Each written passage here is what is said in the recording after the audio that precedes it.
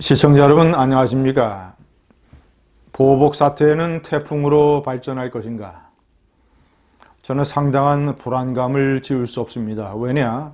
이 사태를 구성하고 있는 여러 가지 요소가 대단히 불길하기 때문입니다. 제가 오늘 6개로 정리한 핵심적인 요소부터 말씀드리겠습니다. 첫 번째, 문재인의 버티기. 저는 요즘 다시 양정철이 얘기했던 섬뜩한 분석이 생각납니다. 누가 더 고집이 세냐? 노무현이나 문재인이냐? 생각할 것도 없이 문재인이 훨씬 더 고집이 세다고 했습니다. 나쁜 방향으로 고래 심줄 같은 고집을 가지고 있는 문재인. 이번에도 그가 이번 사태에 대한 태도를 보면 나름대로 어떤 심각하고 이 문제를 조속히 빨리 해결해야 되겠다라는 그런 모습이 보이질 않습니다.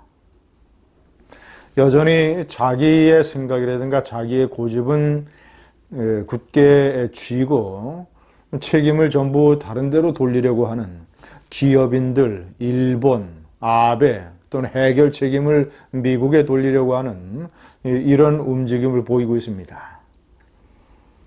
집권 이래 문재인이 자신의 고집을 꺾은 것은, 쉽게 얘기해서 자신이 공약했던 것을 뒤바꾼 것은 청와대를 광화문으로 이전하겠다라는 공약을 포기한 것. 그러나 그것은 물리적으로 그렇게 할 수가 없기 때문에 할 수 없이 포기한 것입니다. 자신이 합리적으로 고집을 꺾은 것이 아니라 탈원전 정책이라든가 자사고 폐지, 4대 강보 해체 이런 식의 일을 끝까지 밀어붙인 것을 보면 저는 문재인이가 이번에 강제징용이라든가 또는 이런 한일 간의 과거사 문제에 관한 자신의 고집을 꺾을 가능성이 대단히 희박하다고 보여집니다.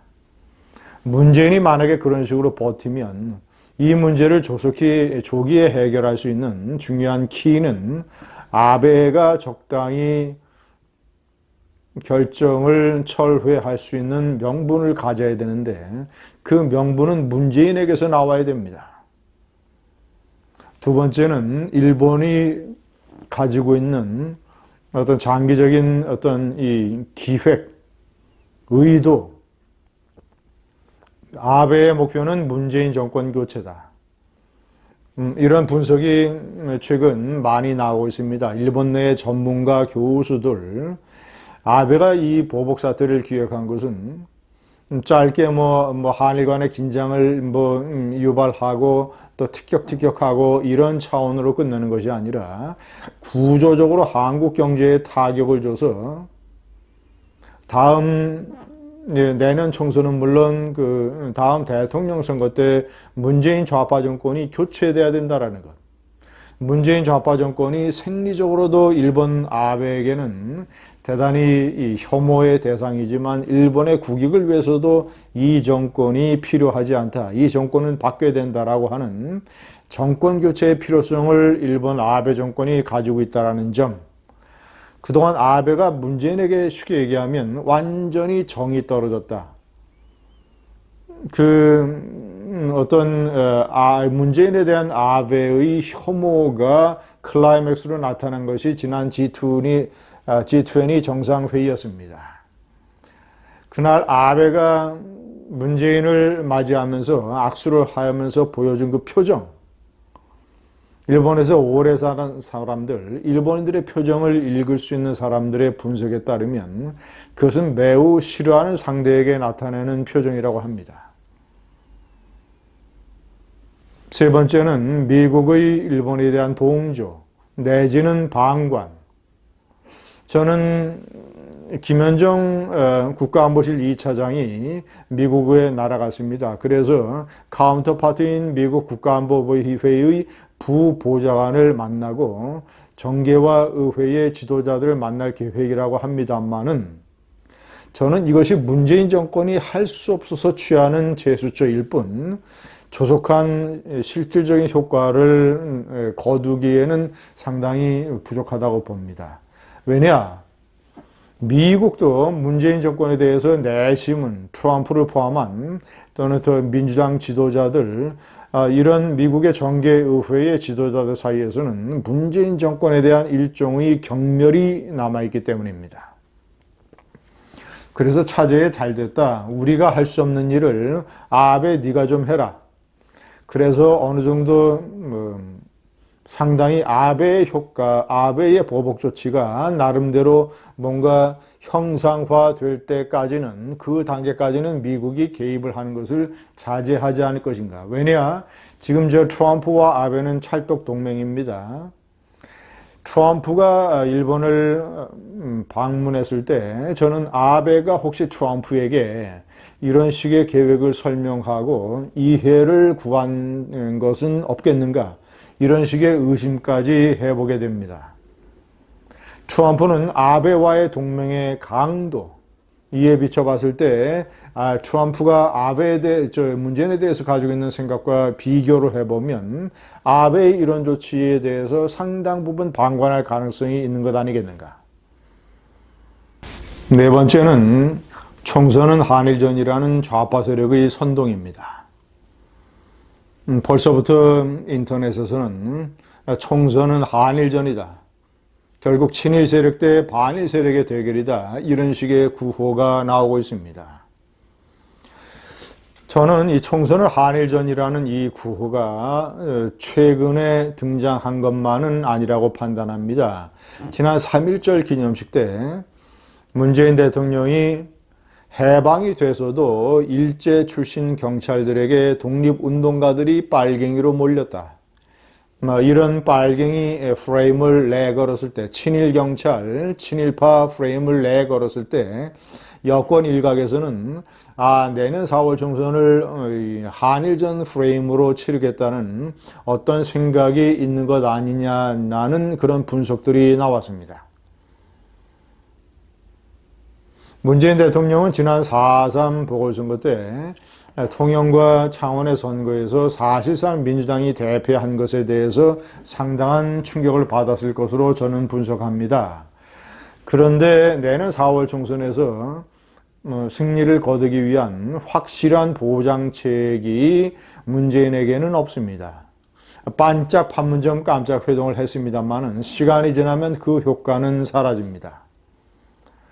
그리고 연말까지 이 북미 관계, 미북 관계에 관한 뭔가 이제 실무 협상을 했는데 또다시 실무 협상이 삐꺼덕거리고, 북한의 김정은이가 비핵화 조치에 관해서 전혀 어떤 주목할 만한 카드를 내놓지 않으면 이 효과도, 판문점 효과도 시간이 지나면 거품처럼 사라질 것입니다. 경제는 점점 더 악화될 것입니다.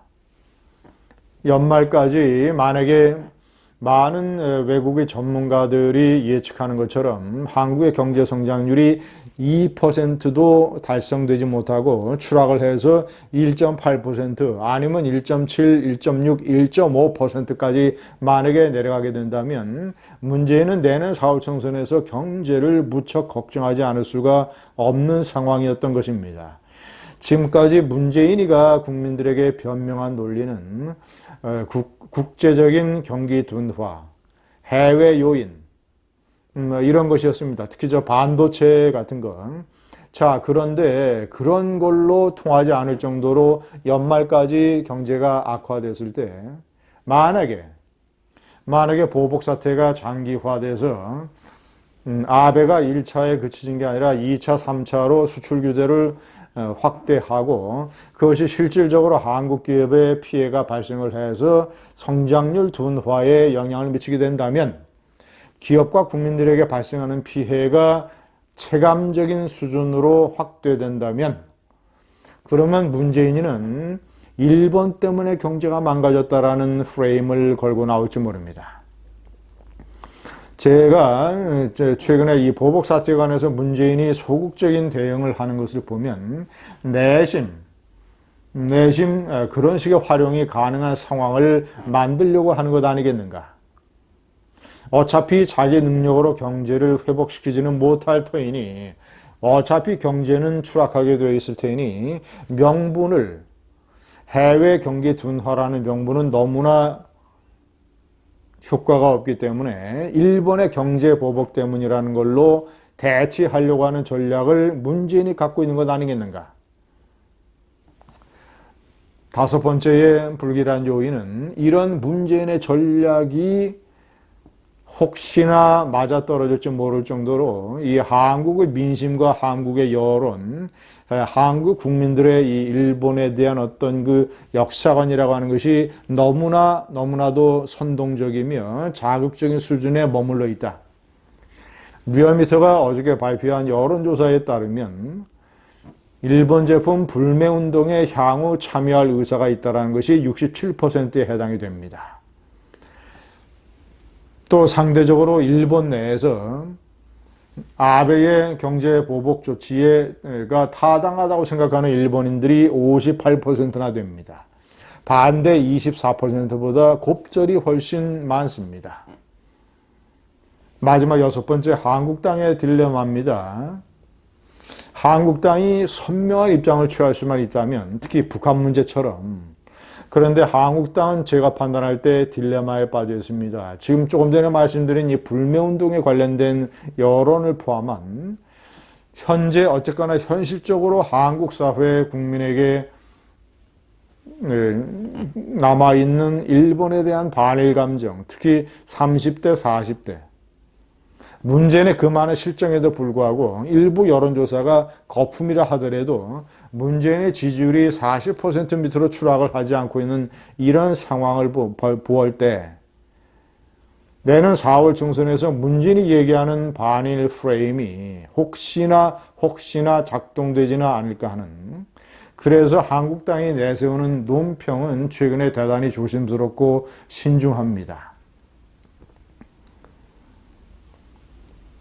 문재인 정권에게 이 사태에 책임이 있다는 것을 분명하게 얘기할 수 없는 한국당의 딜레마, 강제징용 배상 판결이 잘못됐다고 얘기를 분명하게 할 수 없는 한국당의 지금 현재의 딜레마. 물론 선택의 문제이겠습니다. 한국당의 현재 지도부와 달리 생각하는 또 다른 사람은 분명하게 일어나 외쳐야 된다. 강제징용의 문제에 관한 배상 판결이 잘못됐으며 이런 문재인 정권의 반일 선동 프레임이라고 하는 것이 국익에 전혀 도움이 되지 않는다는 것을 강하게 외칠 수 있는 그런 지도부라면 모르겠지만 현재의 지도부는 신중하고 현실적인 그런 노선을 선택한 것 같습니다. 문재인은 이런 것을 들여다보고 있지 않겠는가. 그래서 문재인은 자기가 노력하는 제스처를 최대한 취하겠지만 설사 조기에 해결이 되지 않는다 하더라도, 보복 사태가 태풍으로 진화한다 하더라도 나에게 불리할 것이 없다라는 이 반국가적인, 반역적인, 국익에 반하는 그런 식의 계산을 그 음흉한 마음속에 가지고 있는 것은 혹시 아니겠는가? 불길한 문재인의 고집입니다. 감사합니다.